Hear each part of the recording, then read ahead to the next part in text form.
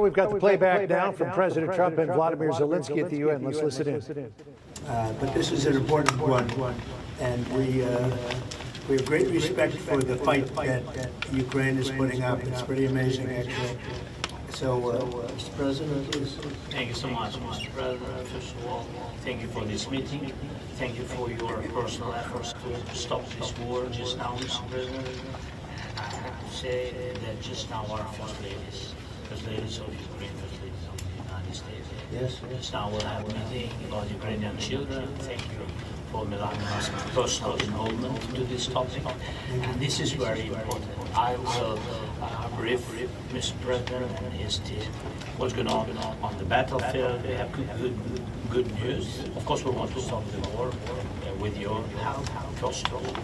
And it's good that our soldiers deployed 360 kilometers this month. And of course, we will speak about how to finish the war and about security. There's a lot to discuss. Thank you. Would you like to say how you're doing on the battlefield? We thanks to our soldiers and to possibility to further the program by the NATO countries.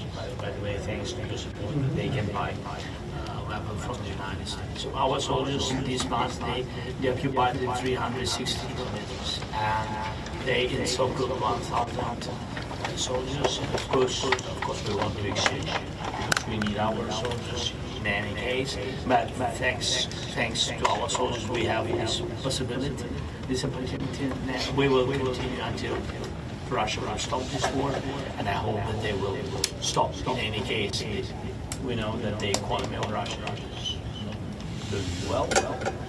With this, during this war, we need more pressure and more sanctions. And I hope with the United States, first of all, and Europe, but we support, Mr. President, your idea, and I want to discuss it, how to stop some countries from Europe, to stop the possibility to buy Russian oil and gas. I had conversation, by the way, with President of Slovakia, Prime Minister. We had a conversation. I think that they need some alternative ways. They will support this. I'm not sure that Hungarians are ready, but everything is in the future. Thank you very much. Any questions? Mr. President, do you think that NATO countries should shoot down Russian aircraft if they enter their airspace? Yes, I do. Mr. President, any update on your talks with President Putin, and do you still trust him? I'll let you know about a month from now. Okay? President Trump, your message to the... will provide Ukraine with the security guarantees the same way as European allies? Well, that's later down the road. We'll be talking about that. Hopefully, we'll be in a position to talk about that a little bit later on. It's a little bit too early to answer. Why do you think Mr. Putin is not willing to meet with both of you? President Trump, your message to President Orban, who is refusing to stop buying Russian oil. Well, he's a friend of mine. I have not spoken to him, but I have a feeling if I did, he might stop, and I think I'll be doing that. Thank you. What progress do you think has been made on ending Russia's war against Ukraine since the last time you saw President Zelensky? Well, the biggest progress is that the Russian economy is terrible right now. As you know, it's crashing. And that, frankly, Ukraine is doing a very good job of stopping this very large army. It's pretty amazing. You know, this is a war that should have ended in 3 days, 4 days. People said it was going to be very quick, and you got to hand it to the Ukrainian soldiers and everybody involved. It's still going on, and that's not a good thing for Russia. This was supposed to be quick, and so you know, Russia doesn't look very distinguished, having taken 3.5 years now. 3.5 years of very hard fighting. And it looks like it's not going to end for a long time. Mr.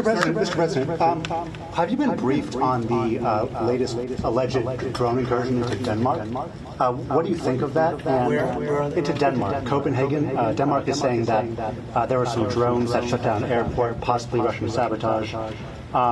What's your response to that? Will the U.S. have a material response? Well, I have to no response until I find out exactly what happened. I know about it, but they don't know what happened. But we're going to find out very soon. Sir. Would you back up NATO allies? You said that you thought that they should shoot down the Russian aircraft. Would you back them up? Would the United States help them out in some way? Depends on the circumstance, but you know, we're very strong toward NATO. NATO stepped up. You know, when they went from 2% to 5%, that was great unity. Trillions of dollars is being pumped in, and they're paying us for the weapons that we send. But that was a big day. Nobody thought a thing like that could happen. You had countries that weren't paying 2%, and now they're all paying 5%. That's a lot of money. It's a lot of weapons they're buying, and they're buying them from us. They're buying them from the U.S. You know, in the old days, Biden gave them everything, gave them $350 billion worth of money and weapons. It's a lot of money and a lot of weapons, and we got really not much for it. We gave the money to Ukraine to fight, and they've proven they're very brave. I mean, look, they're fighting, and this is a war going on 3.5 years, and people thought it would be over quickly because Russia's a big military power, and Ukraine, I tell you, they are good fighters. Got to hand it to them. They have a lot of courage, a lot of guts. Thank you very much, everybody. Thank you.